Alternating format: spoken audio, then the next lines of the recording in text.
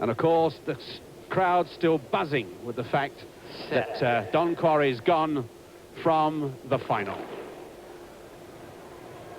Good run by Allan Wells already. He's overtaken Floyd Brown of Jamaica, and that's no mean Jamaican sprinter. Tim Bonser running well into the bend, and so is James Gilkes, but look at this run by Allan Wells again. That swirling wind may detract from the time. The Australian boy Paul Narracott will be second, Gilkes third, the Australian, but it was so easy for Allan Wells. Floyd Brown is the other qualifier. 20.7, there is a swirling wind all the way round the bend.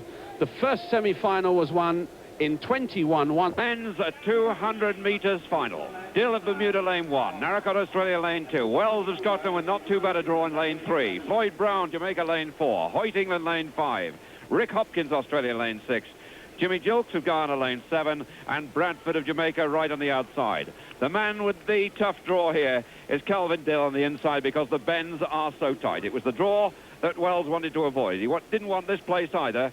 That's occupied by young Paul Narracott, only 18 of Australia. So Allan Wells goes in lane 3, trying to become the first Scot ever to win this title. Then big Floyd Brown, the surprise man from Jamaica, keeps running personal best. Trevor Hoyt, who's done so well to reach the final for England, Thames Valley Harrier. Then Rick Hopkins of Australia, a student in the United States. Jimmy Gilkes, Wells, his great rival here, drawn in lane 7, a favourable draw because the bend's not too bad there. And Colin Bradford of Jamaica, 7th in the Olympic Games, right on the outside. Wells, who beat the British record in qualifying in the semi-final. Away they go, first time, and Wells got a good one, and Gilkes has got well too, and so has Bradford, and Wells has run a tremendous bend. It's Wells of Scotland, off the bend into the straight. Gilkes is there, Bradford's there, the race between the three, and Wells leads for Scotland, but here comes Gilkes from the near side. It's Wells going for gold. Gilkes in second place, Wells wins. Gilkes second, Bradford third, and Scotland gets the gold they've never won. A new British record, and Wells gets faster and faster and faster. Look at the time, 20.14. The wind is gusting, we're not sure which way, it's swirling all round the arena.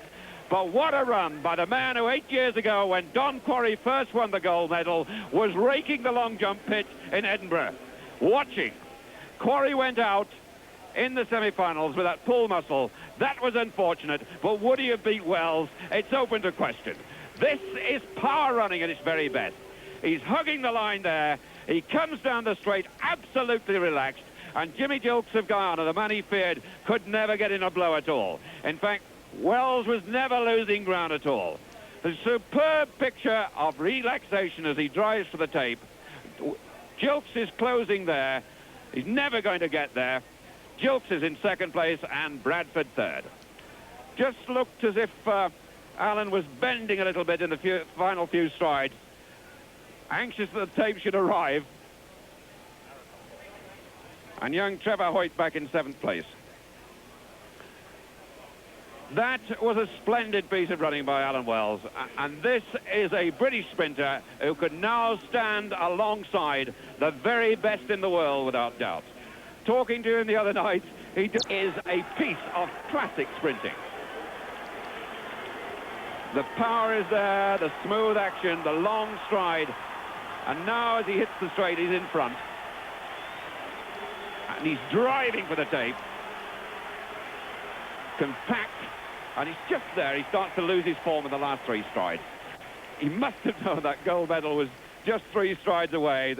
He couldn't reach the tape soon enough, really. But Allan Wells gets the gold medal he thoroughly deserves. They wanted to go. He's